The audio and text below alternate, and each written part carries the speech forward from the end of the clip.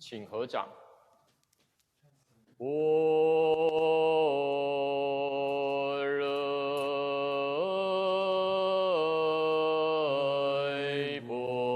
罗蜜多心经观自在菩萨心深般若波罗蜜多时，照见五蕴皆空，度一切苦厄舍利子，舍不异空，空不异色，色即是空，空即是色，受想行识亦复如是，舍利子，是诸法空相，不生不灭，不垢不净，不增不减，是故空中无色无受想行识，无眼耳鼻舌身意，无色声香味触法，无眼界乃至无意识界，无明亦无明尽，乃至无老死亦无老死，无苦集灭道，无智亦无得，亦无所得，故菩提萨埵依般若波罗蜜多，心无挂碍，无挂碍故无有恐怖，远离颠倒梦想，究竟涅槃三世诸。依般若波罗蜜多故，得阿耨多罗三藐三菩提，故知般若波罗蜜多是大神咒，是大明咒，是无上咒，是无等等咒，能除一切苦，真实不虚。故说般若波罗蜜多咒，即说咒曰：揭谛揭谛波罗揭谛波罗僧揭谛菩提萨婆诃。云消三藏诸烦恼，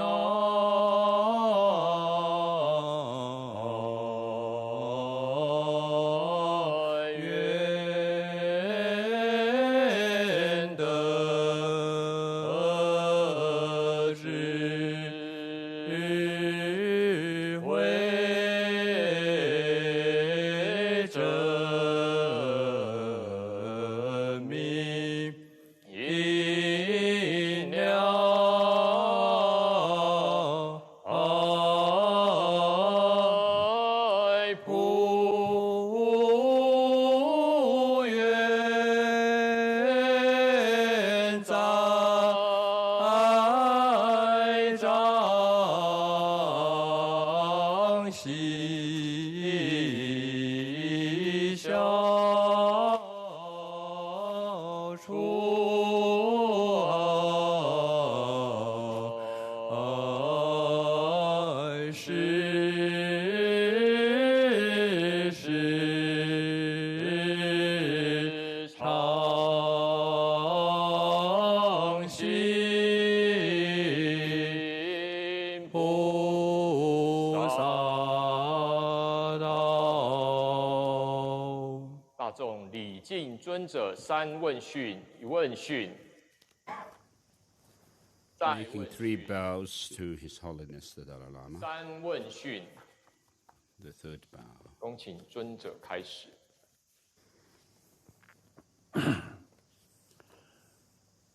야, 다들이 So today, 깨 쳐줘서야.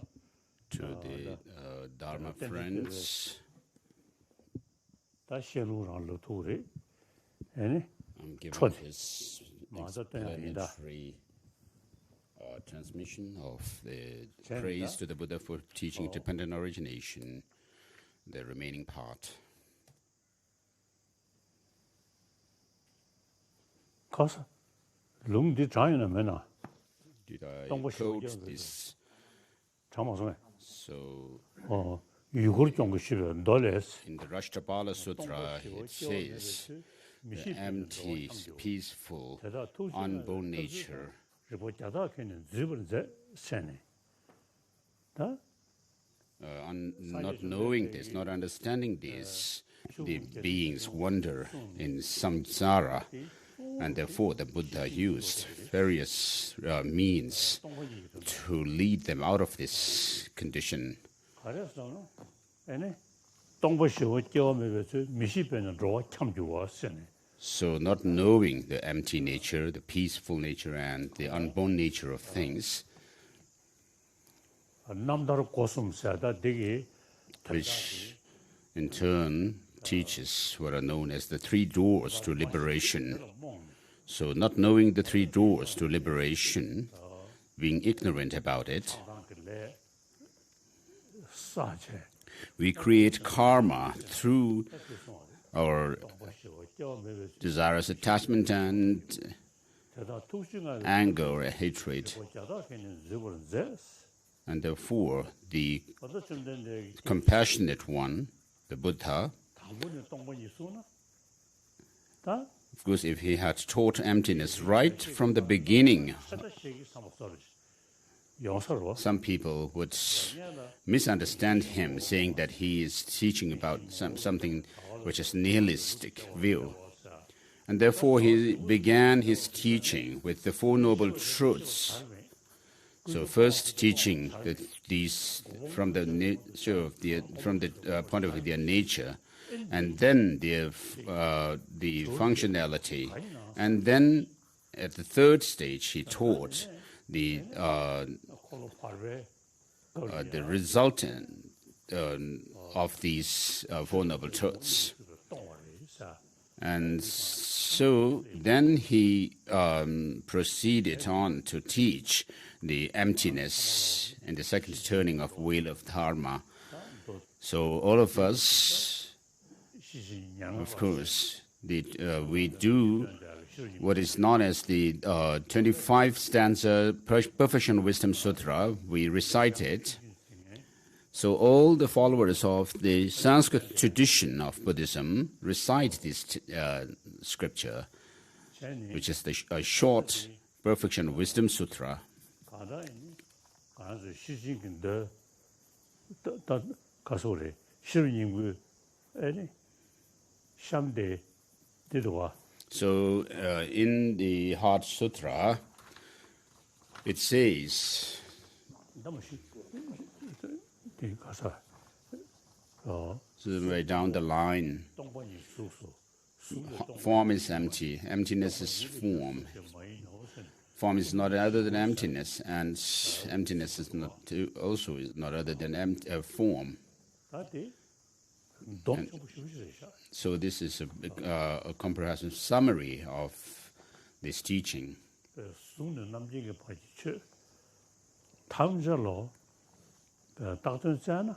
So everything from form up to omniscient mind cannot be found if we search for their identity, what is designated object. But they do appear to us as if they have some objective, independent existence.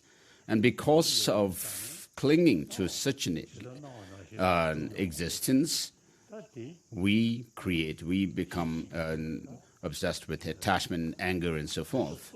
And therefore, the Perfection of Wisdom teaching, its main teaching is that things do not exist the way they appear to us.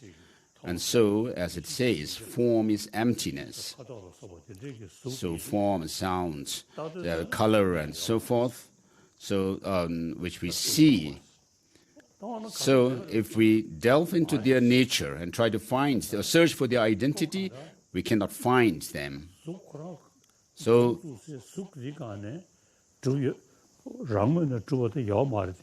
though form and so forth do not exist from its own side, but when causes and conditions come together, they come to existence. And therefore, for form, because it does not exist intrinsically or from its own side, we can understand that form exists by way of dependence on other factors, and therefore we can understand how form exists by way of as a designated dependently designated object.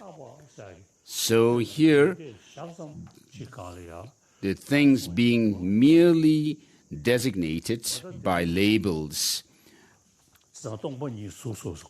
is what is taught here.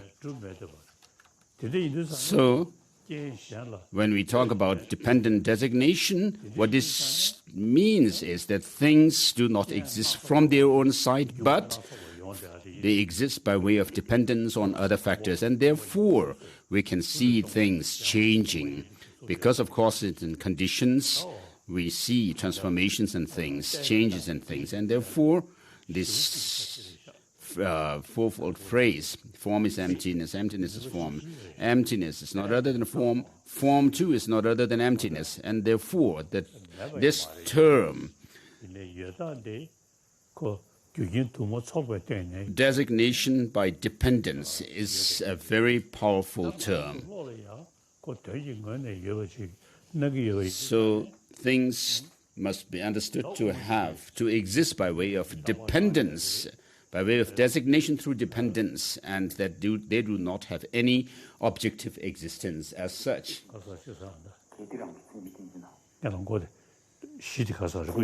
So, as I usually quote from the Madhyamaka, if the intrinsic characteristic of things were to arise dependently, verse number 34, chapter 6.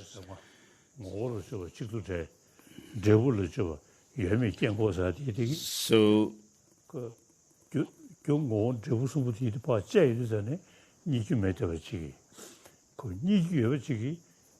so when we do analysis of the things from the point of view, in terms of their cause, we have the diamond splinter reasoning, and then when we analyze them, their nature, we have the reasoning called the lack of one and many, and then when we examine from their fruit, we have the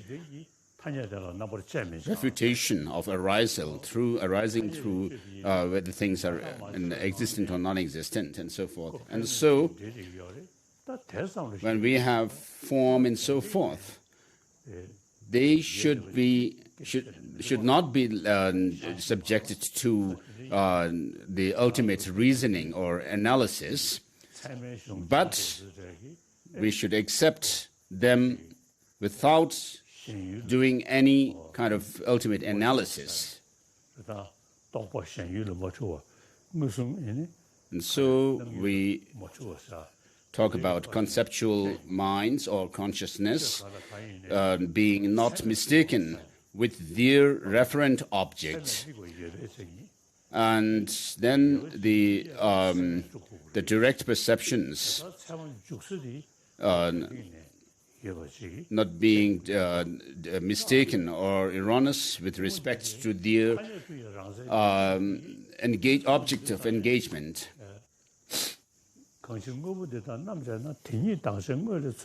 And so, with regard to analyzing the conventions of the world, the Dhammakavattara says, thus when such phenomena are analyzed, verse number 35, chapter 6, nothing is founded as their nature apart from suchness. So, the conventional truth of everyday world should not be subjected to thorough analysis. In the context of, and then next verse also, 36.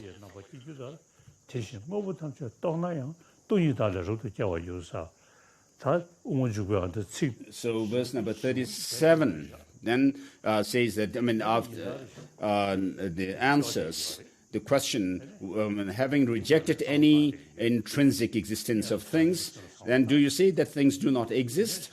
And then the Master Chandrakirti answers by saying, empty things depend on convergences and so forth, up to likewise, although all things are empty, they do arise from emptiness in a robust way. So on a daily basis, I do meditation on emptiness, Perhaps I'm being a little bit overconfident or proud. Verses 224 of this chapter. So I have some kind of a sense that perhaps I am approaching somewhere at the stage of the path of near approaching the path of seeing, but I'm actually hoping that to reach there, but I feel that perhaps I may be near by the path of preparation. And so when we listen to the teachings and actually do reflect on the teaching of the Buddha, we can see that they are based on reason. And not only that, when you apply or integrate the teaching within yourself, it really helps you to counter the negativities within yourself. So your prayer, the Chinese prayer, which says, which has a very good meaning, which says, may all the three poisons be dispelled or eliminated. So, but this does not happen by praying to the Buddha, but by developing the wisdom, seeing the reality. And therefore you say, may the wisdom be ablaze.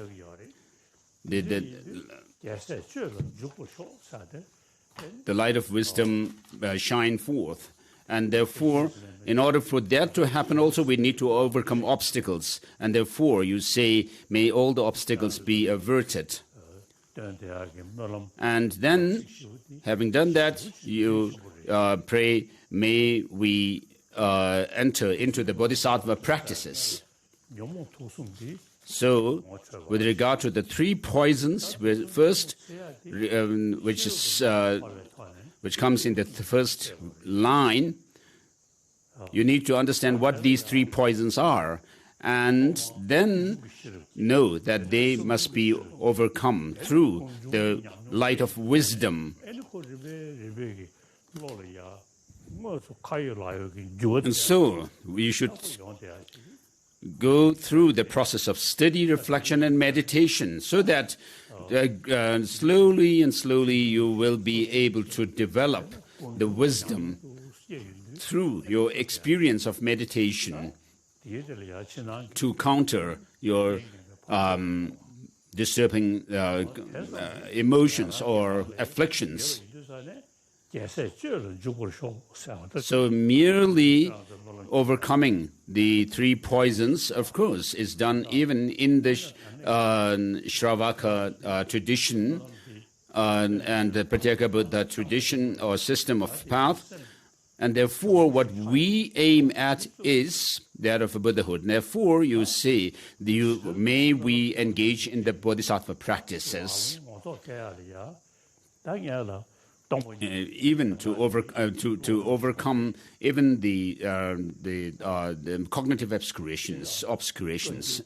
And therefore, in order to be able to be practical about this verse that you recite, you need to engage in the study of the teaching of the Buddha. So with regard to Vinaya and Abhidharma, for example, Master Vasubandhu's Abhidhamma Kosha,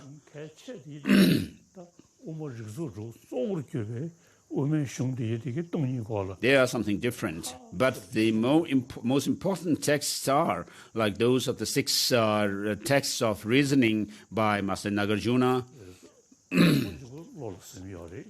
So as I have, of course, I have memorized the Madhyamaka Avatara, but not the Mula Madhyamaka Karika. So I read the auto-commentary to Madhyamaka Avatara, Entering the Middle Way by Master Chandrakirti. And and then some of the verses from the Madhyamaka Karika also, I do recite them and reflect on them. What is dependently arisen is said to be empty. That is said to be designated, and that is the middle way. That which is not dependently originated is said to be empty. And therefore, there's nothing that is not dependent, therefore there's nothing which is empty. So I recite these lines from the Madhyamaka Karika by Nagarjuna. And then, of course, I have memorized Madhyamaka Avatara back in Tibet, when I was in Tibet. And then, after coming into exile, I have been studying Master Tsongkhapa's commentaries to Madhyamaka Avatara, which is called the Illumination of the Intent, and the commentary to the commentary to Mula Madhyamaka Karika by Nagarjuna, which is the Ocean of Reasoning. And so, because of having studied these different texts on Madhyamaka philosophy and its view, it has actually helped me to gain insights. And when I share my insights with other scholars, they actually find it quite amazing. So you need to really give thought to. So we finished verse number 21 yesterday. Now we are on 22. Being enslaved by ignorance, those who fiercely oppose you. So being enslaved by ignorance, those who fiercely oppose you. What is so astonishing about their being unable to bear the sound of no intrinsic existence? So there's nothing to be amazed. With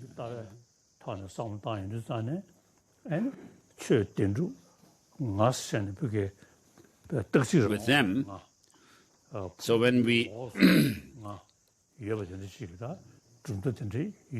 so of course there are philosophical schools which assert a self which is permanent, single and autonomous. So those schools of thought are being referred to here in the verse number 22.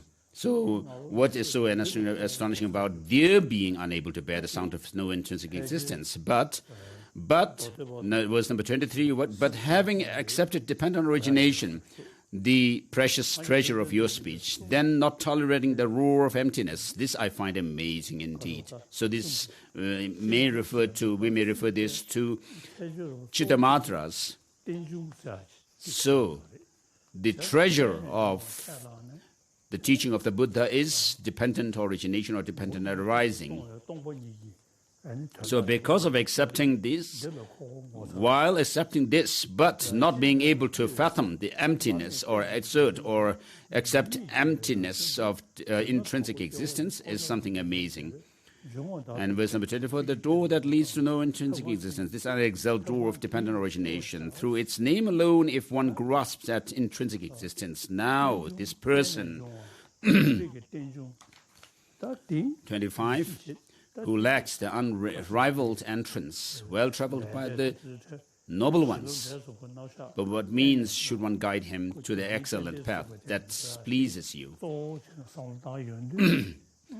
And so, while accepting dependent origination, there are also in terms of causality,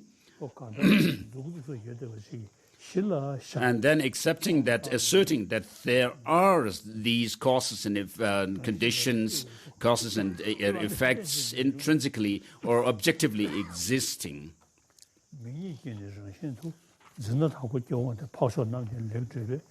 So through its name alone, if you want grasp at the intrinsic existence, now this person who lacks the unraveled entrance, and then on to the, by what means should one guide him?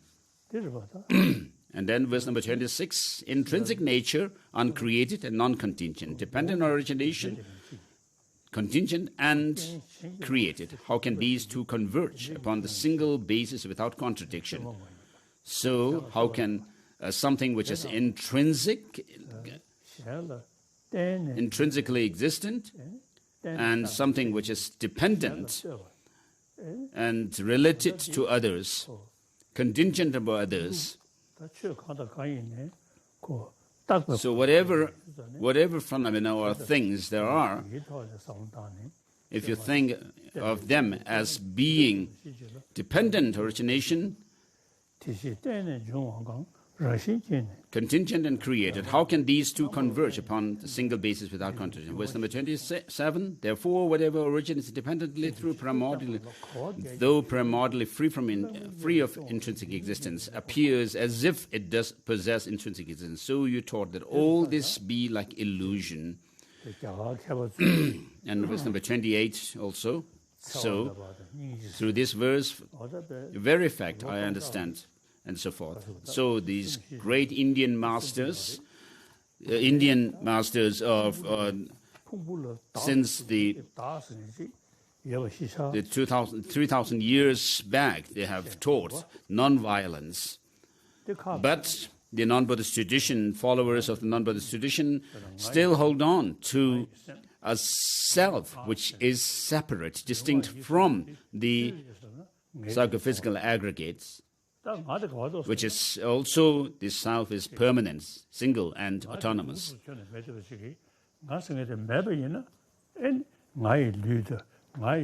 So they think that what is the self? If you reject a self, then how can you talk about something like my body, my speech, my mind, if there is no self?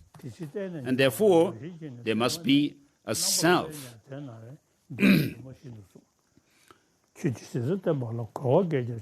number 28, through this very fact I understand well the statement that to what you have taught, those opponents who challenge you cannot find faults that accord with reason.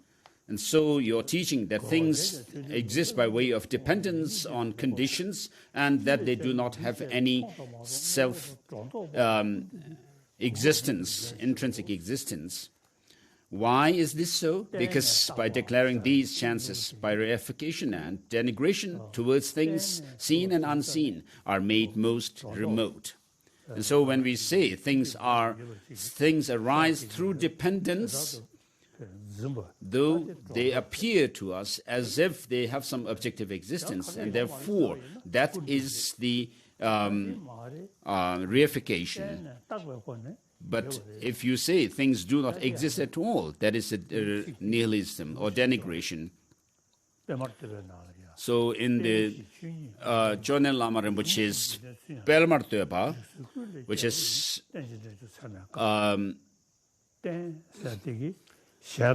so by dependence, reality as is not rejected. By arising, concordance with the world is retained. And dependent arising is like the king of reasoning. It is the authoritative or reliable word of the Buddha. So when we say things are dependently arisen or originated, and when you go more, deeper into this understanding, what you understand by dependence, dependent arising is dependent designation. Verse number 28. Oh, no, sorry. Verse number 30.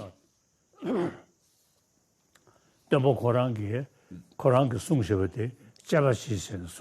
the Buddha himself has actually told us to examine his teaching, to investigate, critically check his teaching, and not just take his words out of faith.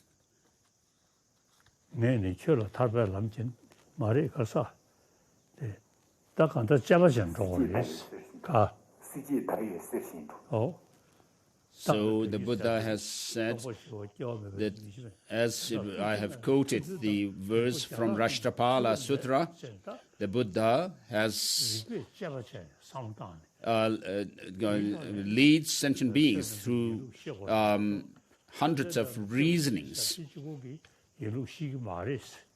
So not merely by taking refuge in the Buddha, you will not be able to understand the reality of how things exist. So we have this human brain, but human beings can therefore think through these critically, not the animals, because of this brain that we have. Through this very path of divine origination, the rationale for your speech being peerless, convictions arise in me also that your other words are valid too. Verse number 31, you who speak excellently by seeing as it is, for those who train your footsteps, all degenerations will become remote, for the root of all faults will be undone. Verse number 32,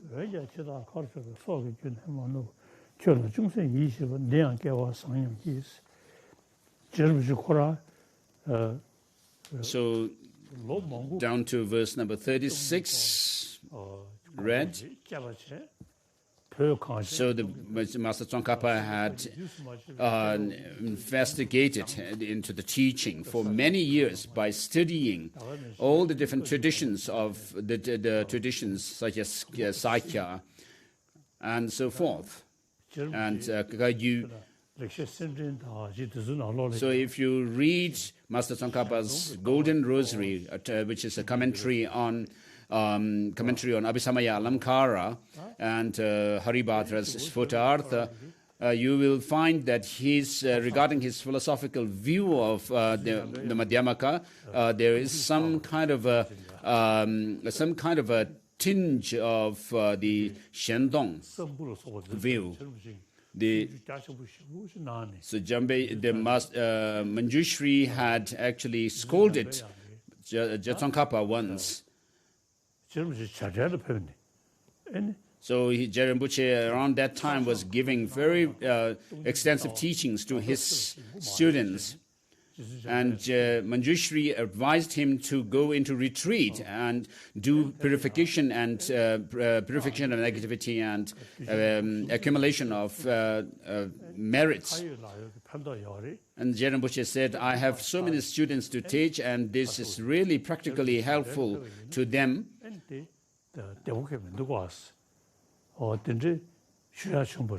And he said that if I went into retreat, it actually would harm the Dharma. And Manjushri replied by saying, whether you would be beneficial to or harmful to the Dharma, I would know it. I know it. But, he said, if you do not do purification and accumulation practices, even your life would be in danger.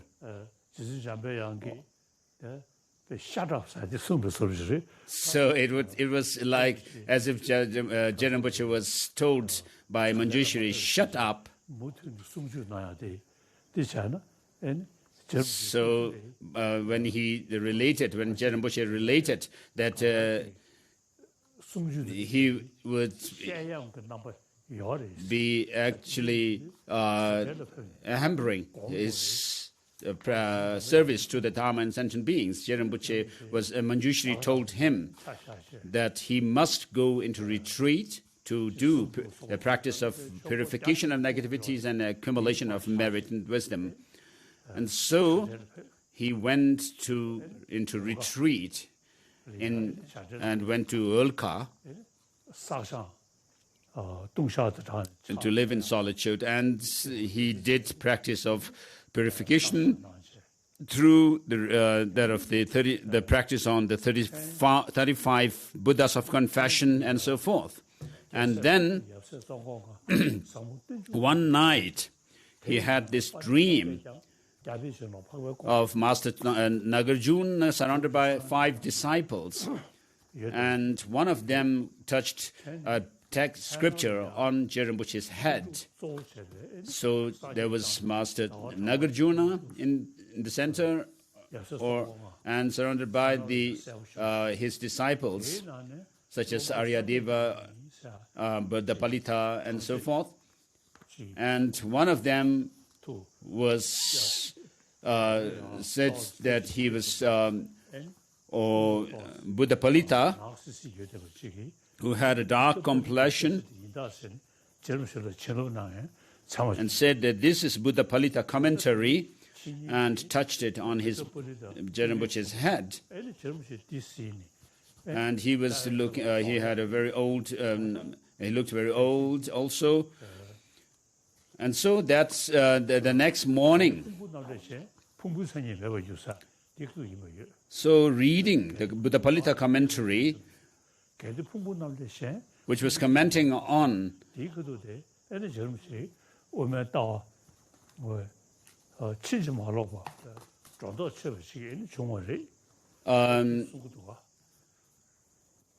if the self were the aggregates, and then it would not have the characteristics of the aggregates and so forth. So that part of the commentary.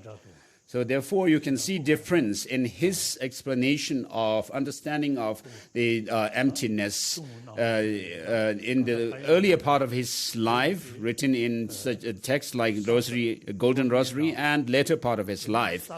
And therefore, Rinpoche, although having done extensive studies, and he was not still satisfied with that. And so, Rinpoche, following Manjushri's instruction, went through the practice of purification and accumulation, and then did, through all these practices, he gained this thorough understanding of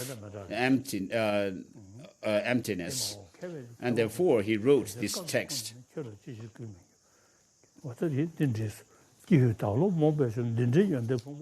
So alas, verse number 35, my mind was defeated by ignorance. Though I've sought refuge for a long time in such an embodiment of excellence, I possess not a fraction of his qualities. Nonetheless, before the stream of this life flowing towards death has come to cease, that I have found sight. Slight faith in you, even this I think is fortunate. Among teachers, the teacher of dependent origination. Among wisdom, the knowledge of dependent origination. So right from the beginning of his teaching on the Four Noble Truths, the Buddha taught that of the law of the dependence in terms of causality, and that in turn is possible because of the dependent designation nature of things. You who are most excellent like the kings in the world know this perfectly well, not others. Verse number 38, all that you have taught proceeds by way of dependent origination. That too is done for the sake of nirvana. You have no need to that needs that do not bring peace, your deeds that do not bring peace.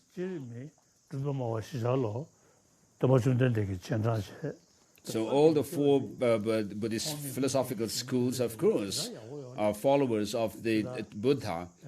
Of course, the writings of Master Asanga and his brother Vasubandhu and so forth are very, very good texts. But the Madhyamaka texts are something unique. So alas, your teaching is such, in whosoever ears it falls, they all attain peace. So who could not be honored to uphold your teaching? And with next verse, it overcomes all opposing challenges. It's free from contradictions between earlier and later parts. It grants fulfillment of being's two aims. For this system, my joy increases ever more. Verse number 46, done.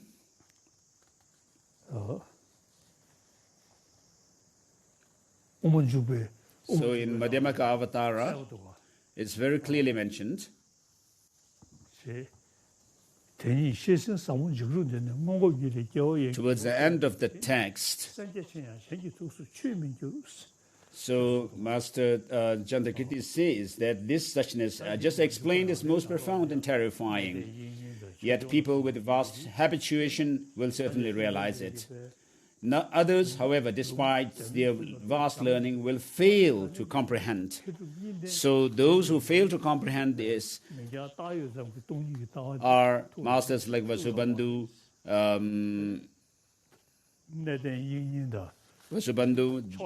Dignaga, and Dharmapala.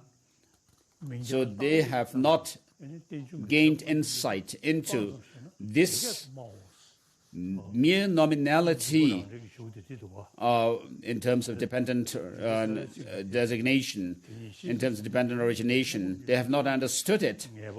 And therefore, Master Tsongkhapa asks whether they have abandoned it or not. He says, I would say yes. And then he goes on, thus seeing those other traditions as constructed by the author's own mind, as akin to the treatises that set forth propositions on self-forsake admiration for treatises and systems contrary to this one.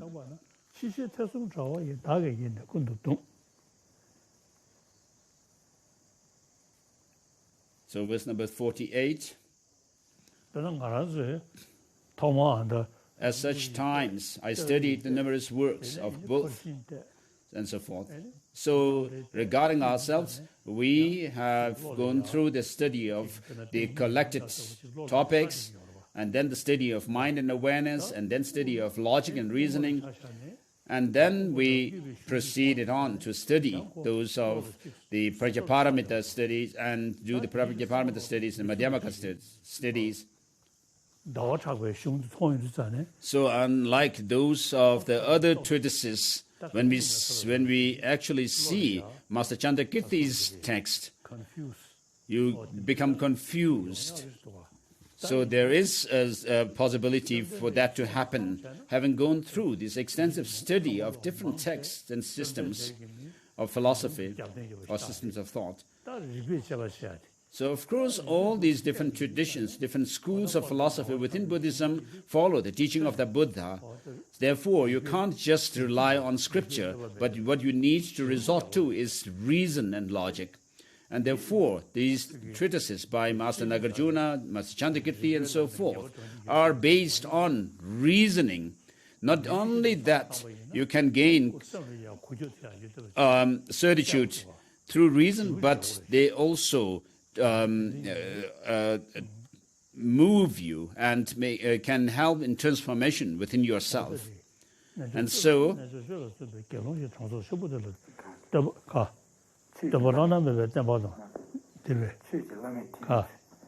verse number 49, the night lily grove of Nagarjuna's treatise, the Nagarjuna whom you prophesied, would unravel your unexalted vehicle as it is, shunning extremes of existence and non-existence.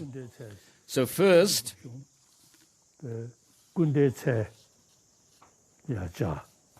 so the Nagarjuna's texts are, here Master Tsongkhapa uses the analogy of a lily grove regarding Master Nagarjuna's treatises. So as I have already explained, Master Nagarjuna says, what is dependently arisen is said to be empty, that is said to be designated, and that is the middle way. There's nothing which is not dependent, therefore there's nothing which is not empty. And so this were lily grove of Nagarjuna's treatises.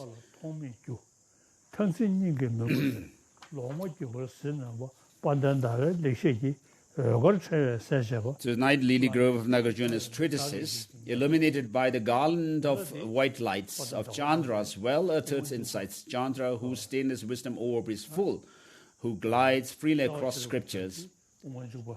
And so he wrote the Prasanapada, the clear or lucid words, which is a word-for-word commentary on Mula Madhyamaka Karika by Nagarjuna, and his Madhyamaka Avatara, and its auto commentary are the meaning, explanations of the meaning of Mula Madhyamaka Karika.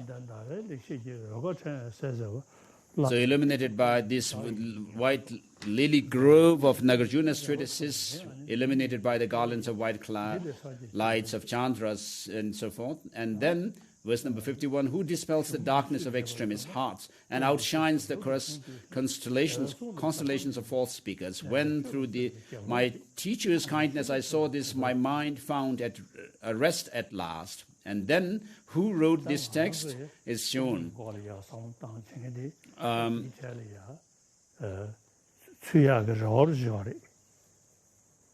So then verse number 52 says, of all deeds, your speech is supreme. Within that too, it is this very speech. So the wise should remember the Buddha through this teaching of divine origination. And then, following such a teacher and having become a renunciate, having studied the Conqueror's words not too poorly, this monk who strives in the yogic practices, such is the depth of his reverence to the great seer. So this shows the author, Tsongkhapa. And since it is due to my teacher's kindness, I have met with this teaching of an exalted teacher. I dedicate this virtue towards the cause for all beings to be sustained by sublime spiritual mentors. May the teaching of this beneficent one till world's end be unshaken by the winds of evil thoughts. May it always be filled with those who find conviction in the teacher by understanding the teaching's true nature. May I never falter even for an instant to uphold and so forth to the end of the text. As I strive in this pure intention, may Brahma, Indra, and the world's guardians and protectors such as Mahakala unswervingly always assist me. So when I was in Lhasa, I did some propitiation puja of Dharma protectors.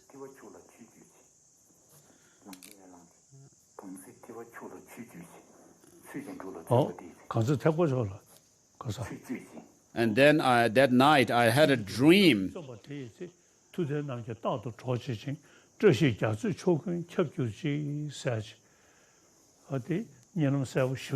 So I had a dream where I was reciting this verse. So while engaging in the Mahayana through the 10 dharmas and so forth,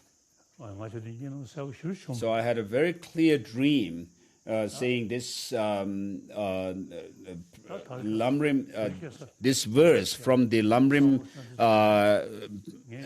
dedication prayer at the end of the Lamrim Chemo.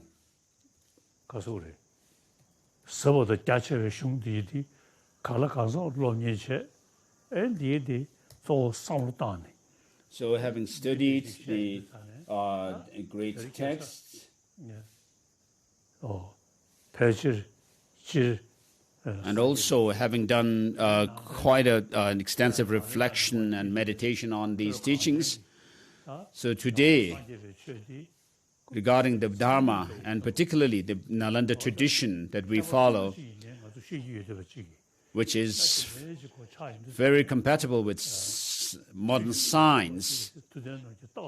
So when I strive in this practice of this tradition,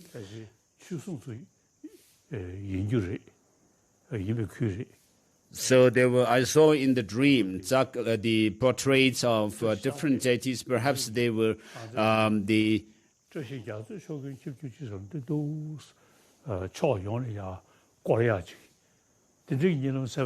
so the portrait of some deities, perhaps they were the and the room was full of, surrounded by the protected these portraits, which must be the pictures of the Dharma protectors. And so may this auspiciousness spread everywhere, is the line when I was saying this, and actually moving the portrait or the picture in my hand in all directions. And so this maybe have to do with the situation today, that I have been able to help the world through this tradition that we follow, the Nalanda tradition. So this hymn, entitled Essence of Well-Uttered Insights, praising the unanswered teacher, the great friend of the entire world, even to the unfamiliar, for teaching the profound dependent origination, was composed by well-read monk Losang Dragwepel, and so forth. So next we have question and answer. Question number 1. Geshe Tenzin Lawson, please. I'm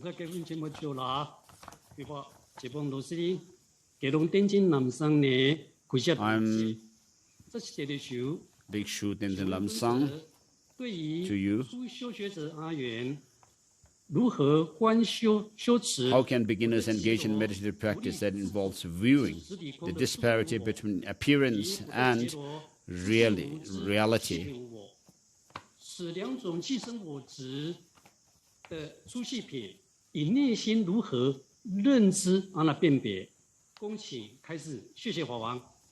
Thank you, Your Holiness.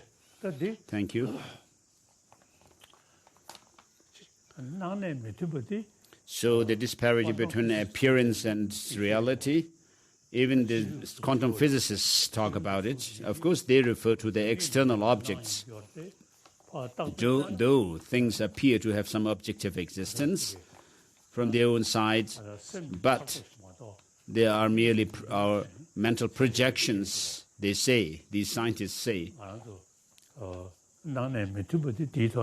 So we can actually explain it on the basis of such explanations, this disparity between the appearance and reality.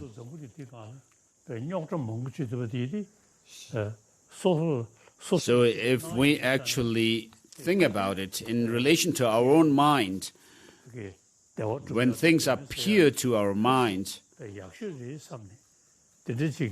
so we feel that what I see or grasp at or is the best way to serve the world, but the reality is something else. So all of us do not want suffering but want happiness. Even the leaders, they also think of their own name and fame, but when they carry out their own plans and so forth, policies, and what appears to them to be working is different from how it works. So therefore, there's disparity between the appearance and the reality.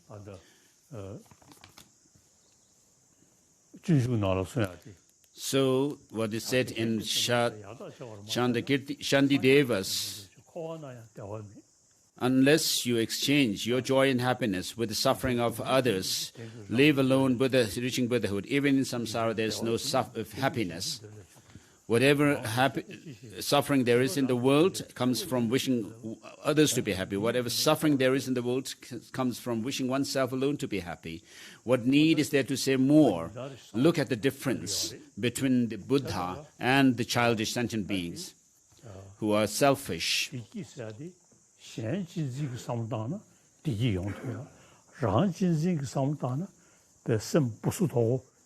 So if you remain selfish and think only in selfish ways, then there's always a problem. If you remain altruistic, wanting or wishing others to be happy and so forth, you are open. So in terms of conventions, also in terms of our worldly convention, if you think only selfishly, you would be the loser.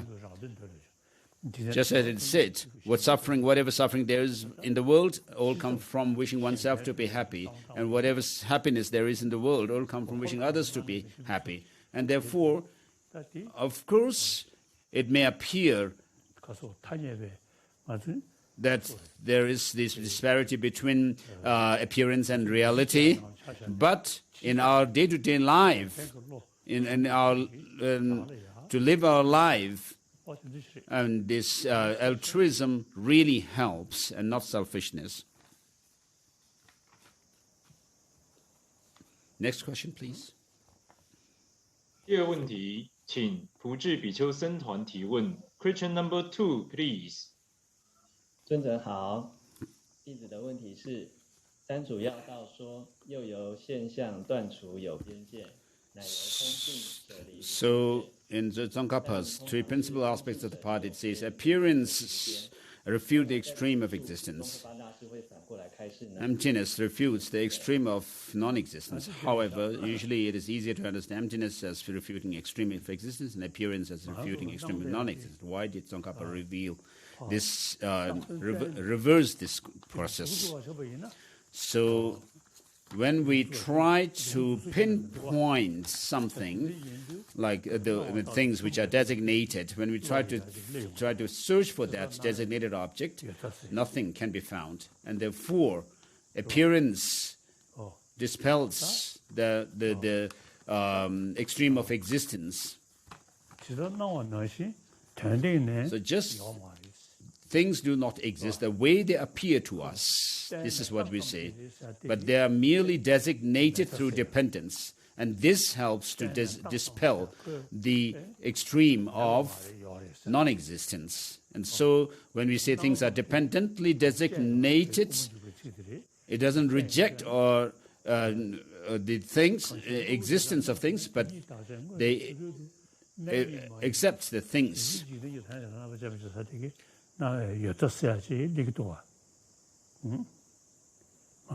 So in Master Chandrakirti's text, it says in verse number 36, chapter 6, 36, chapter 6, in the context of suchness, and so forth.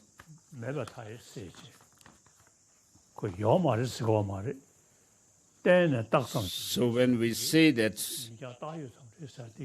so things are merely designated by dependence, and that they are nominally that they are nominal, then the emptiness dispels that of the extreme of non-existence. So what you were saying, emptiness dispelling the extreme of existence, and dependent appearance dispelling the extreme of non-existence. But when you gain a very good understanding of dependent designation of things, then you will understand how emptiness dispels the extreme of non-existence, and appearance dispels that of the extreme of existence. So because things are rejected to have any objective existence, but because things are merely designated, it doesn't mean that they do not exist, and therefore their emptiness dispels that of the extreme of non-existence. Next question. So next. 第三题，请达喇嘛基金会佛学班黄家琪提问。Question number 3, 黄家琪 please. 尊者吉祥，大师姐姐，想要请问 Greetings to you. Due to the ongoing global crisis pandemic, meeting people face to face has become difficult for us nowadays. Many are now receiving online teachings. Isn't this becoming a hindrance towards properly devoting yourself to your Lama, since in normal circumstances we meet in person to receive teachings and empowerments? 那么佛法重视的像是加持力、灌顶口传、传承的获得，以及对于医师的重视等等，会不会冲击到这些内容的修行？谢谢。Thank you. 他的 So regarding that, 马上就是他，这 we 龙奥的松， so with regard to the Sutra and Tantra teachings, and particularly Tantric teachings, 这王贵要说不是这里， so there is the Lama and disciple being together to give empowerments and so 不 forth. 是这样嘛的因呢， and teachings. 陆剧帮帮切， But 做这些 though we have not met with the Buddha and the great Indian masters of the past, 在下个 but their teachings have passed down to us. 拉面说是吧？ So they could be regarded as our teachers.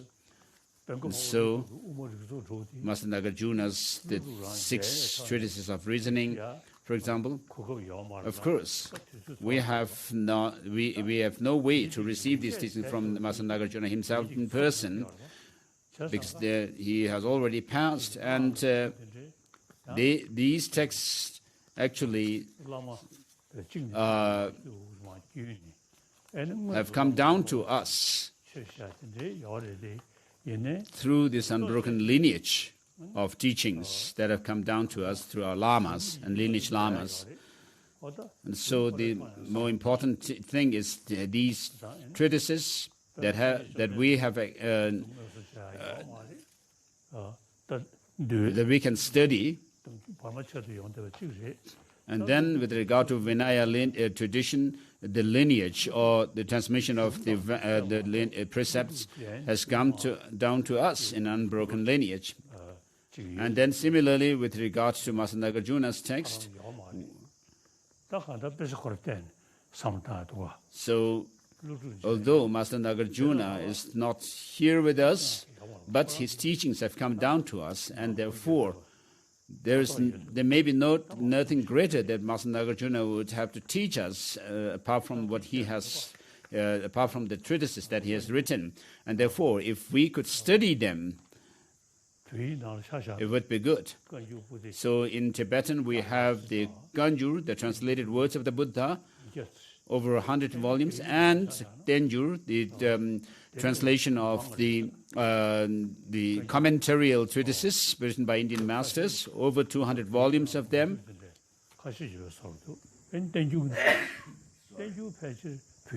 Sorry. So it seems there are words of the Buddha that have not been translated into Tibetan, that are still extant in other languages, and but with regard to the translation of the commentarial treatises, it seems we have more.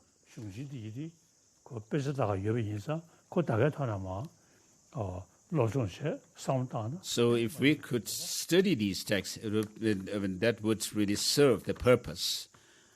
There's nothing wrong in doing that. 第4题，请福智比丘尼僧团提问。Question number 4, please. 在缘起顶礼尊者，在缘起赞礼。 Although we should resolve our differences through dialogues, however, in certain cases when both parties are completely adamant about their own views and the dispute continues, what should we do to overcome this situation? 想起一尊者，一般在人我互动时，经常会有观点不同、讲不清楚的问题，然后总是无限上演着，就是双方都坚持己见，然后却没有越辩越明的戏码。 该如何避免这样的过失呢？ So these days,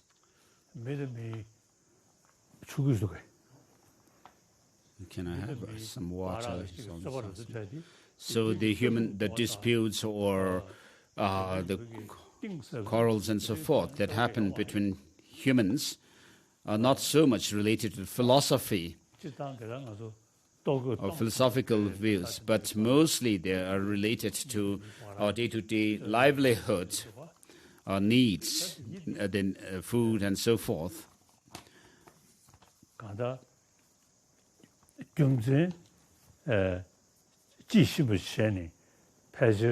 The necessities of life. And so there's no argument that happens which are thoroughly resolved, but people use their hands hitting at each other with their fists. So this cannot be done through reasoning as such. So when human beings have arguments with each other, so most of them are related to our day-to-day livelihood. or necessities of life. So there are very few who do argue with each other based on philosophy.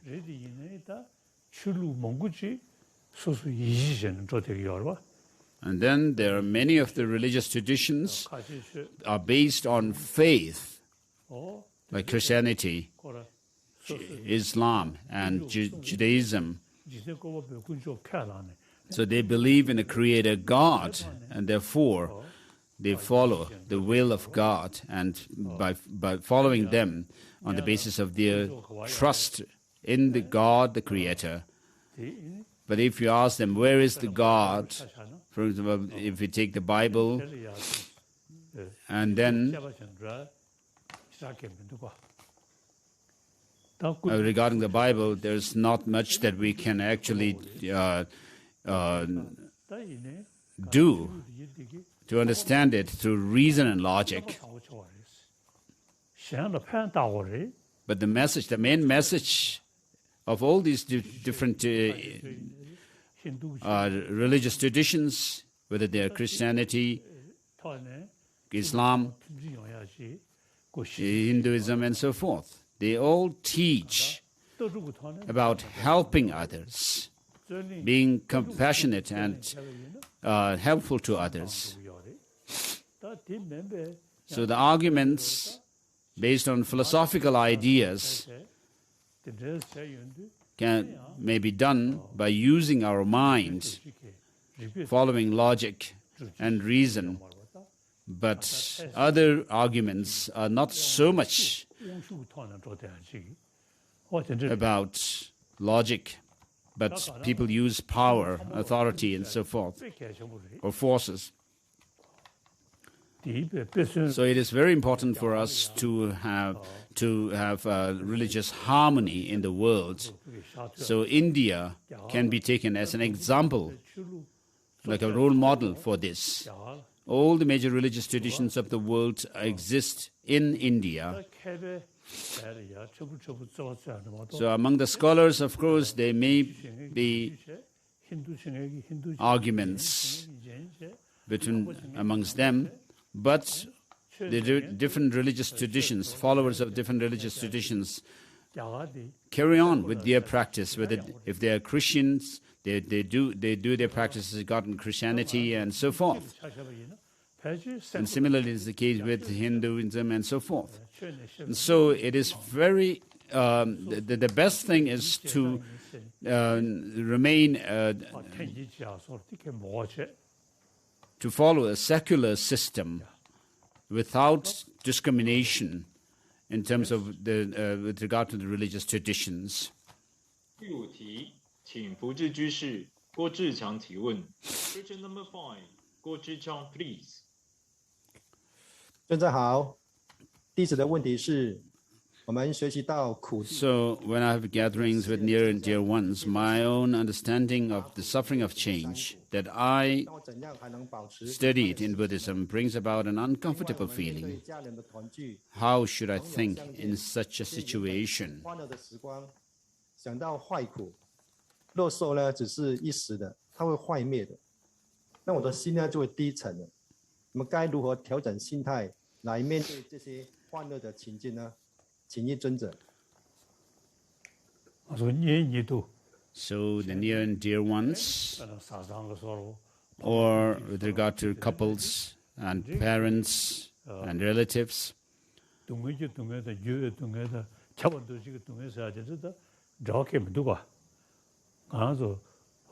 when we talk about our near dear ones, we do not need to think about these 3 types of suffering.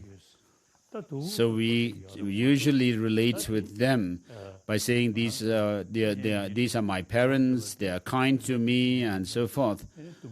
So when you gather with your relatives and near and dear ones, we are not actually analyzing whether they are in the nature of suffering, changeable suffering, or conditioning, a pervasive existential suffering, and so forth. We do not go through these analysis. And then in terms of social animals, even animals live with love.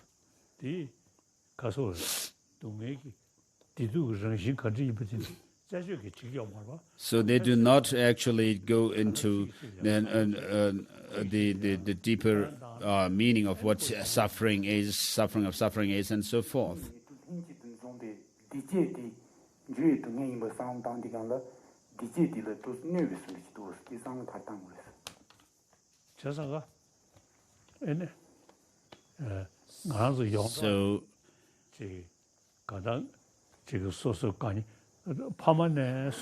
So beginning with our parents, whether it's couples or our relatives, near and dear ones. So when we live happily with them, that's it, what we want. So we do not need to go into the deeper investigation into suffering, whether they are in the nature of suffering or not. These are not needed.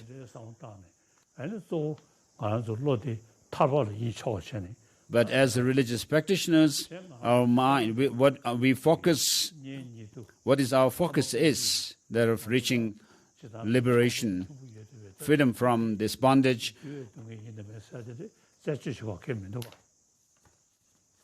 So when you gather with your near and dear ones, there's no need to do this kind of investigation into whether they're in the nature of suffering or not. So of course, what we consider as being pleasant or happiness and so forth are more or less changeable suffering. So if you talk about this too much, then you will remain lonely. 第六题，请福智居士刘俊哲提问。Question number 6， 刘俊哲 ，please。尊贵的尊者好，弟子的问题是，弟子现在学。Although I have received the Upasika, the layperson's vow and Bodhisattva vows from you many years back, however, as I did not understand the nature of these two vows at that time, should I still consider that I have received these vows, or should I recognize the act of receiving the vows as simply laying the potential of the vows in me? So regarding that, it doesn't matter if you have taken Upasaka, layperson's vows, or Bodhisattva vows. At that very time, you have created a special a virtuous karma within yourself. So if you have maintained the Upasaka precepts, your vow of Upasaka is still there. And then regarding Bodhisattva vows, so generally speaking, there's not much danger of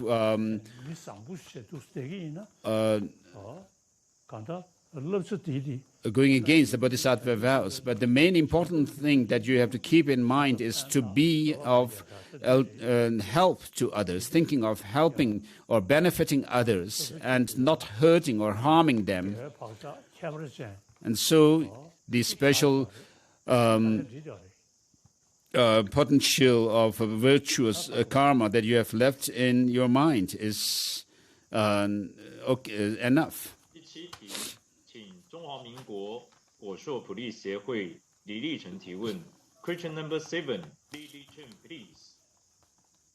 顶礼尊者扎西德勒，请问尊者， So greetings to you. 您每天是如何思维空性？ Your Holiness advises us to think of dependent origination and emptiness daily. How can we integrate these in our daily life? 祈请尊者长久住世，常转法轮，也希望尊者能早日莅临台湾。我们大家都很想念您，谢谢您，感恩。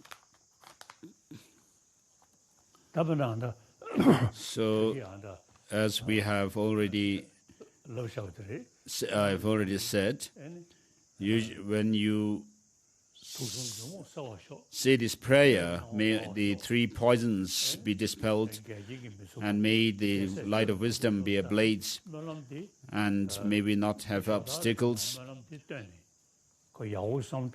and may we engage in Bodhisattva practices. And so if you reflect on this verse, what you will understand is that you need to have developed the wisdom light in order to eliminate those of the three poisons. For that, you need to think about how things are dependently originated. And furthermore,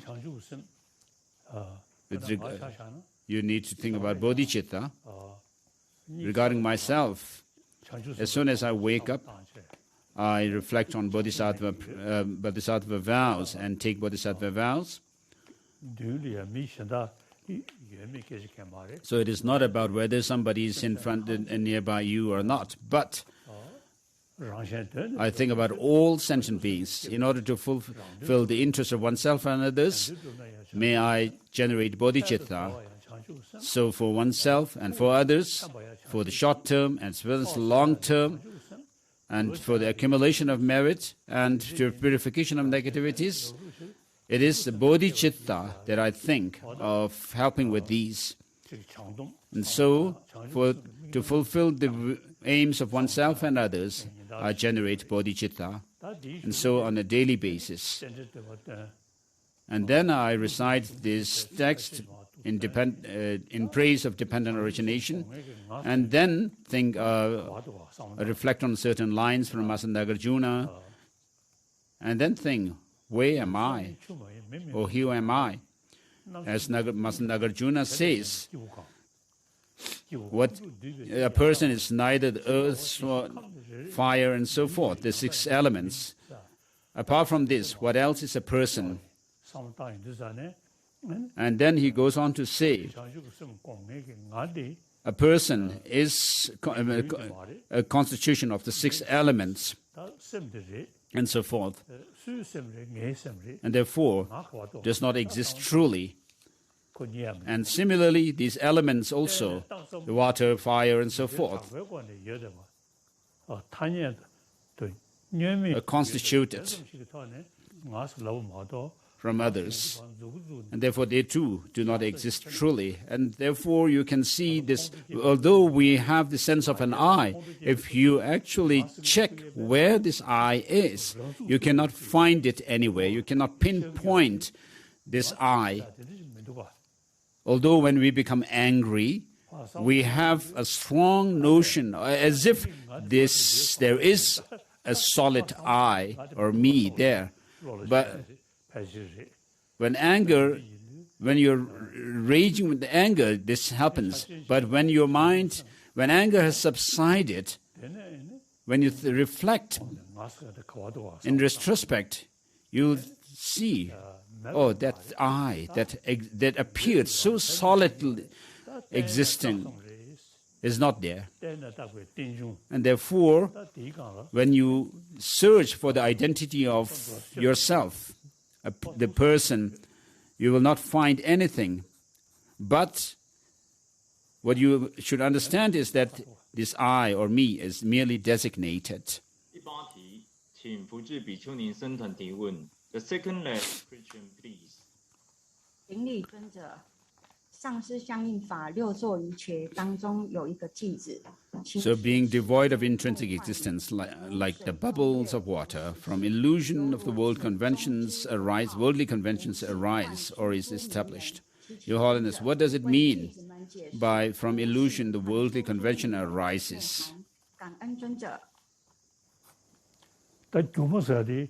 So with regard to illusion, this term can be understood in different ways, according to different subjects. So here, if you say that these things appear in a certain way, but they are empty of that way of existence, and therefore this is like the things like illusion can be understood in terms of that.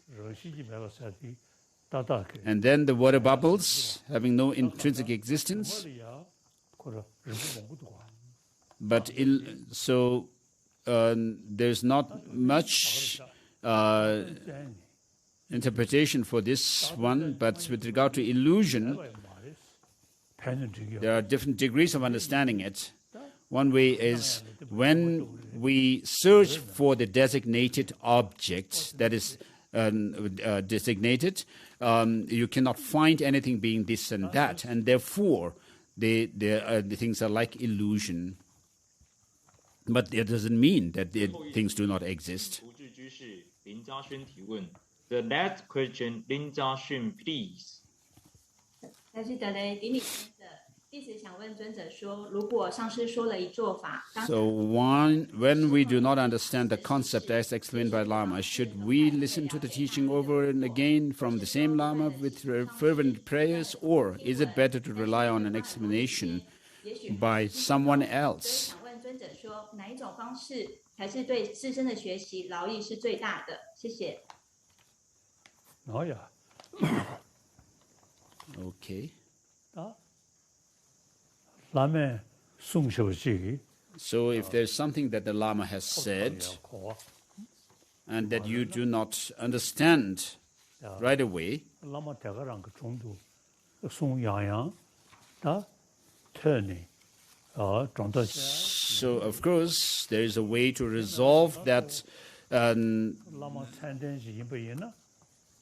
by listening to the same Lama over and over again. Of course, if the Lama is a qualified teacher of Dharma, he or she would teach in accordance with the classic or the great Buddhist scriptures. So sometimes when the Lama says, oh, this is a pith instruction, but if it does not fit with the great treatises, I do not consider that pith instruction to be more important than the great treatises, because if it doesn't help in gaining insight into the great treatises, then I would have to say sorry to the Lama. So in Chinese you say dupuchi.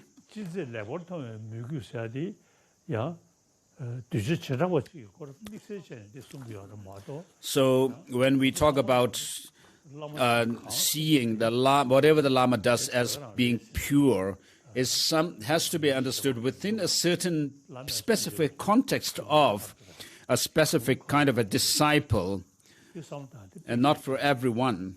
And therefore, even though your Lama may say something, you need to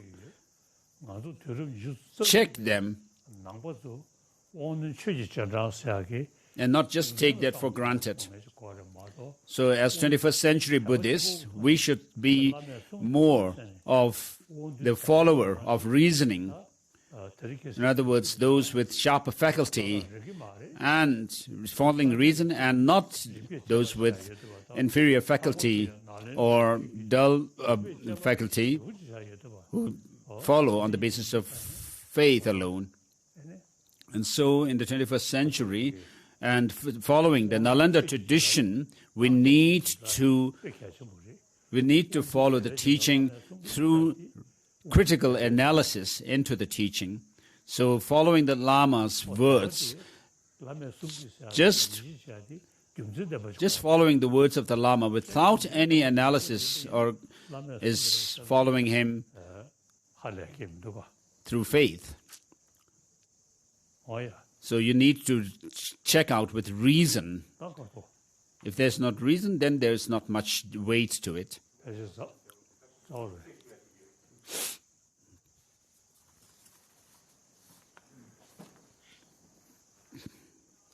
谢谢尊者的开示，在此代表台湾国际藏传法脉总会第5届及第6届理事长，隶属噶举大宝法王解脱协会圆满本次的请法。我们诚挚的向尊者您献上最高的祝福，祝您法体安康，法轮常转。希望明年的此刻，我们能够在台湾亲自在您的座下学习，除了学习之外，能够亲自见到您，是我们最大的喜悦。期待那一天的到来，我们再见。We look forward to seeing your Holiness next time. Have a great day. Goodbye. Yeah.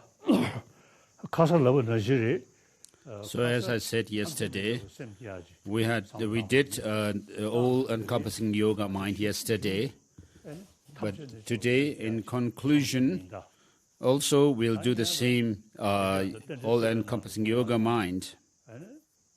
As it is said in the praise to the dependent origination, Master Tsongkhapa, Master Nagarjuna has said things are designated by dependence, and that things do not have any essential existence in and of themselves. So think about that first. And then all of us do not want suffering but want happiness. Even down to the smallest insects, it is the same.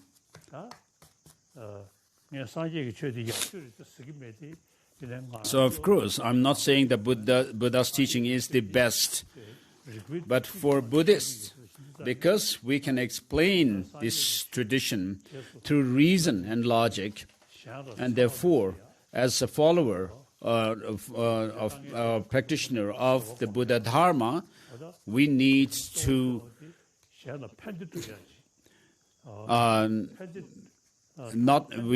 we should not harm others, and also show patience when others try to harm us. And most importantly, we need to think about altruism, helping others, thinking of helping others.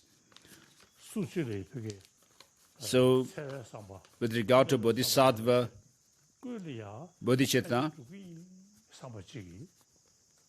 and you need to think about not harming anyone, but helping all sentient beings. So just as the prayer says, as long as space endures, as long as sentient beings remain, may I too abide to dispel the miseries of the transmigrators. So from now on, throughout my lifetimes, what I should do is to help others and not harm anyone.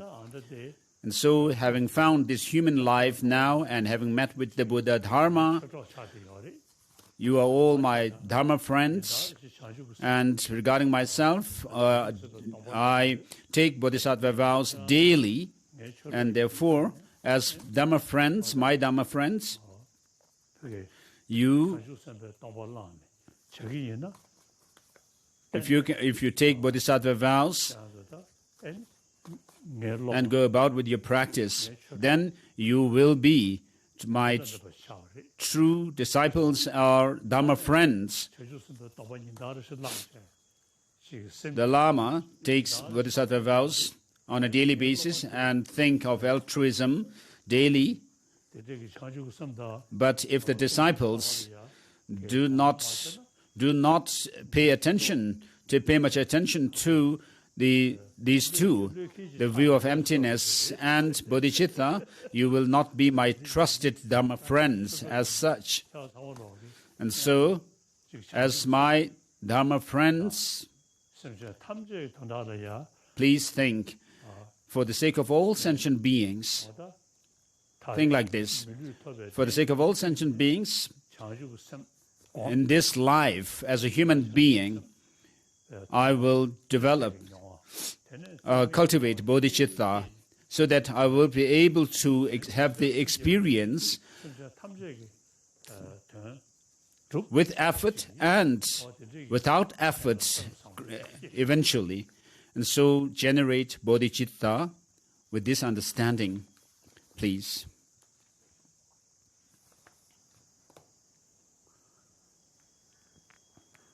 For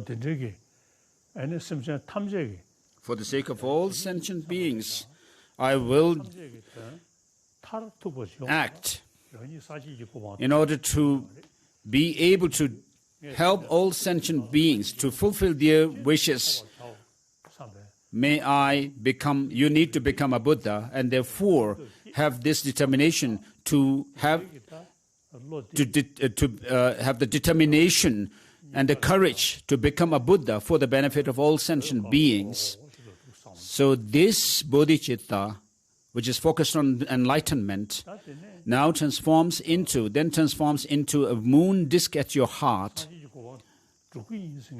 a white moon disk. And now check, where is this I who wishes to become enlightened? The Buddha himself. As Nagarjuna says, the Tathagata is neither the aggregates nor is distinct from it.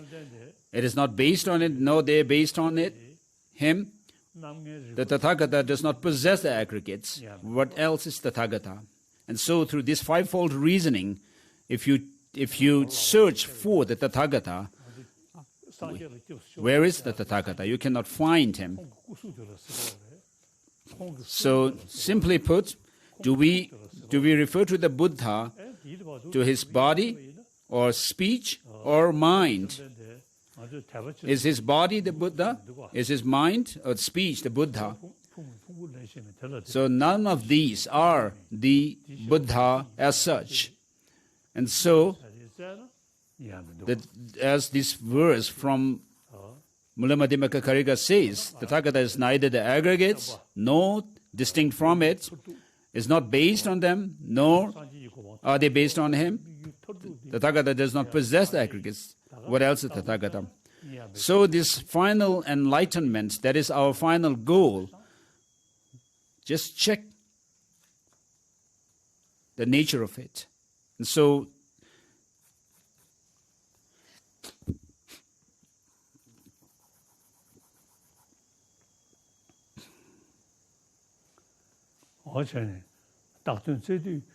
when you analyze and search for that designated object, then you will understand that it is designated by dependence.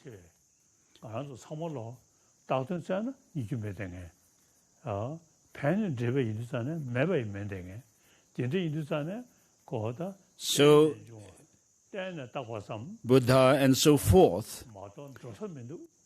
do not exist when we put them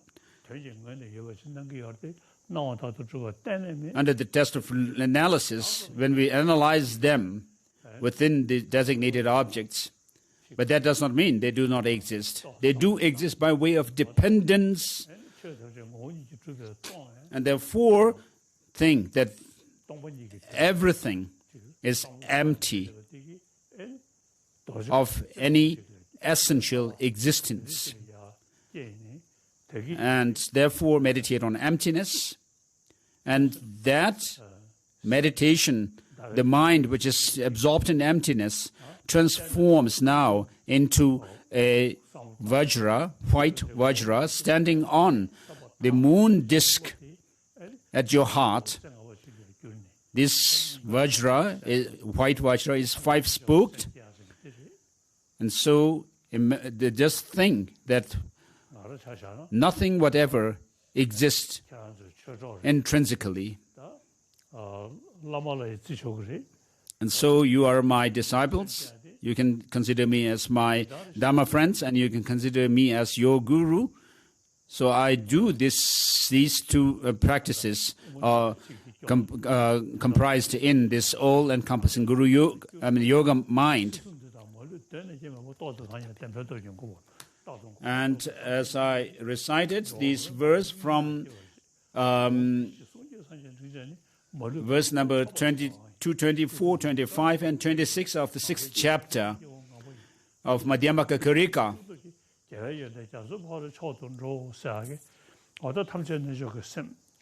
So at the end it says, the final verse, and like the king of swans, soaring ahead of other accomplished swans, with white wings of conventional and ultimate truth spread wide, propelled by the powerful winds of virtue, the Bodhisattvas would cruise to the excellent far shore, the oceanic qualities of the conquerors. And so there's no other way than to reach that conqueror's stage of Buddhahood through but through the conventional and the ultimate truths, understanding of these two. And so, as I said before, imagine a white disk, which is the nature of the bodhicitta, the conventional bodhicitta, and then the white five-spoked vajra standing on it, which is the mind realizing wisdom, realizing emptiness. And so, in this way, I do this practice. I do reflect and think about this or contemplate on them on a daily basis, and you should also do the same as my Dharma friends and disciples. And so, if you are, of course, when you are too busy to think about that, you may not be able to do it. So you can say, please, the bodhicitta, this all-encompassing yoga mind, please sit aside. Right now I'm busy.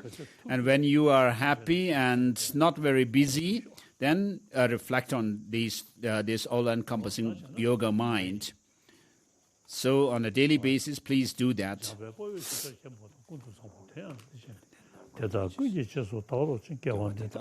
This is dedication prayer from the